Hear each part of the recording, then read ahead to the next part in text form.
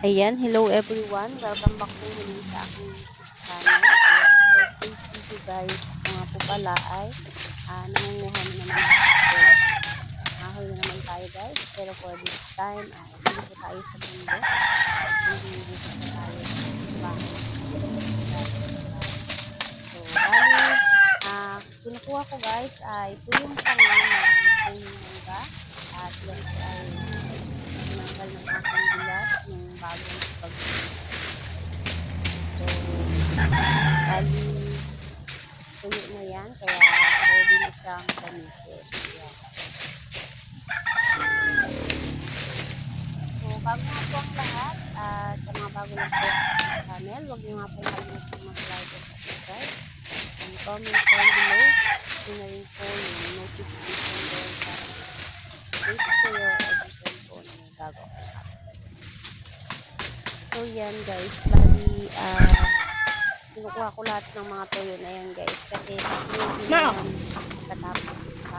Dati naman din ito eh. Nakaraan pa nga pala yan sa akin pinakukuha. Kaya lang ay talaga lang sa Diba? Ma! Ha? araw-araw. Hanapin niya ako. Kinukuha ng kahoy. Oh, Saka ng isang guys. thank you. So, bali, tatlo kami guys na umakyat sa bundok. At nanguha kami ng mga panggato. Bali, nagpagawa ako guys fencer ng kalang kahoy para meron akong magamit sa nakalan. Kasi guys ay gusto kong magtipid dahil sobrang mahal ng kahoy ay sobrang mahal ng guys at isang sako ay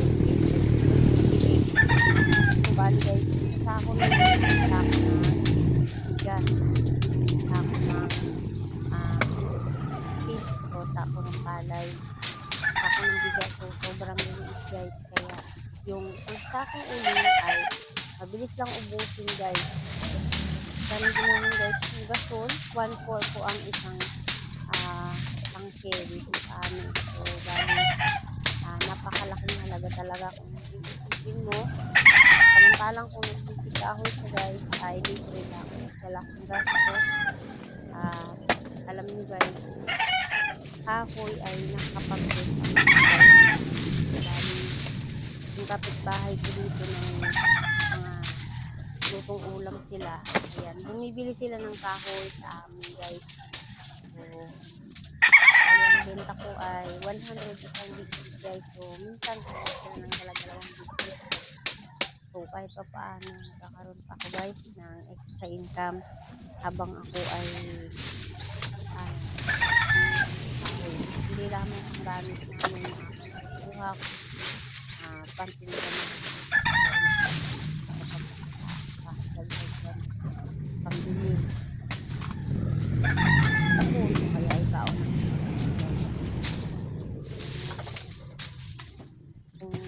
gaano kahirap ang ako hirap at pagod hindi lang ako masyadong nakapagbibigay sa bundok pag nangyayari alam niyo natin nag-apura ka na dami ka ng mga kahoy yan.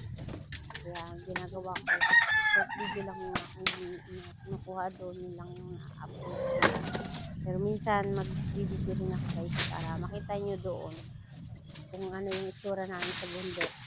So, kahit tatlo lang kami guys sa bundok, masaya din kami. At kahit pagod kami, mapalakpak ng pawit, nagtatawanan din kami sa at ng bundok. So, minsan, nakuha namin ay buho para ang bakod sa mga kanya-kanya namin bahay guys. So, ito nga, binabawal na ako ng Mr. guys kasi niya ay nitirot ko yung mga kamay ko pero pwede pa rin ako umakyat sa bundok guys kasi nalilibang ako at saka tuwa ako na marami na akong panggatong. Ang purpose ko rin guys ay makapag-ipon ako ng panggatong at pagpagpagpagpagpagpagpagpag hirap na ito hirap ko ng budget so anong panggatong bibili at ang hirap humanap ng pambili pag tagulan guys parang um, pera ay mahirap kitain pag tag-ulan kasi wala kang masyadong hanap buhay pag tag-ulan. So, may panggatong na ako guys, no? Libre na yung panggatong ko. Yung gagatong mo na lang yung hanapin. So, malaki na matitipid ko guys. Kaya bibili ako ng mahirap po ang uling pag tag-ulan guys. Wala nang nag-uling pag-ulan. So, ayan guys, at inuubos ko lang yan para masunog ko na. Yun na masunog. Para naman guys, hindi na mapagod yan na magas. Sunog lang guys. Kaya kung makuha yung mga gatong. Alam niyo ba na sobrang dami ko rin makuha dyan. Ilang ganito na rin namin yun guys. Magpapagawa nga ulit ko guys kay Mr. ng bagong nilalagay sa guys. Puno ko na yung mga gaya ng gatong namin. Talagang pilit ko makapagpapako para sa pag-ulan. Talagang dami maging ipon na gatong guys. Dahil siyempre alam niyo na talagang mahirap ang konsumo sa tag-ulan.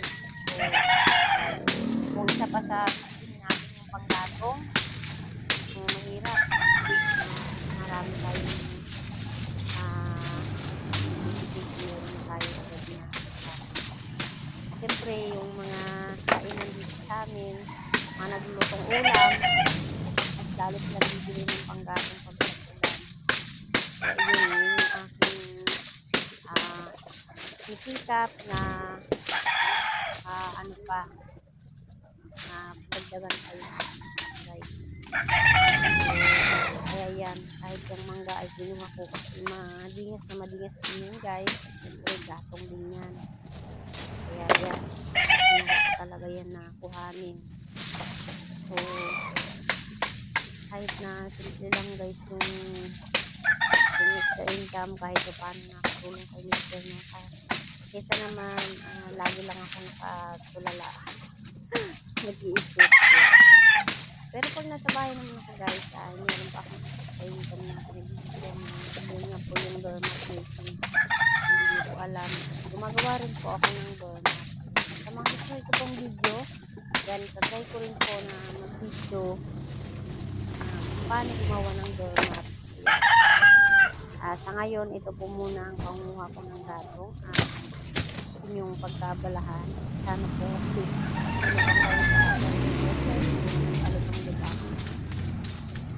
ito yung mga tips ko sa mga kapwa ko nanay dyan na naghahanap ng extra income. Malapit kayo sa bundok. So, huwag kayong mahiya na mangahoy. Kung nga guys, binibidyo ko pa yung pangangahoy ko. Kasi tulong ko ng kahoy sa bundok. Sinishort video ko yan guys. Hindi naman ako nahihiya dahil dito nga mas nakakahiya gumawa ka ng masama. So, yan ay marangal na gawain kaya hindi po natin dapat hiya. Pagpos ay maging proud tayo sa kakayanan natin. Ito naman po sinabi na ipagyabang natin. Hindi masaya lang tayo. Kahit pa paano may nagagawa tayo para sa pamilya natin. Kahit pa paano ay meron tayong napaglilibangan at hindi lang libangan kundi may pakinabang at merong konting kita. Di man ganun kalaki pero meron kang kita. Basta punta ka sa kapitbahay at magmarites. Kikita ka ng business. Minsan may kasama pang barangay yan. So, alam niyo guys, yung pangangahoy ko ay isang form din ng exercise kasi hiking yun guys. Para na rin akong nag-hiking sa bundok. Diba? Kaya kahit ganun yung aking ginagawa ay talagang natutuwa ako. Siyempre may kasama rin ako. Masasayahin din yung mga kasama ko. Kahit tatlo lang kami sa bundok parang ang dami-dami namin dahil mainit.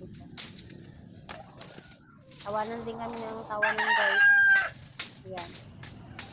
So yan, sobrang kabaldalan ko. Malapit ko ng mga ubos yan guys. Yung mga kahoy na yan. So bali hindi ko na binidyo yung aking pagsusunog dyan guys. Ayan nga at pinas-forward ko pa yung putol ko ng pagtatanggal ko ng dahon. Kasi nga masyadong mahaba na yung video.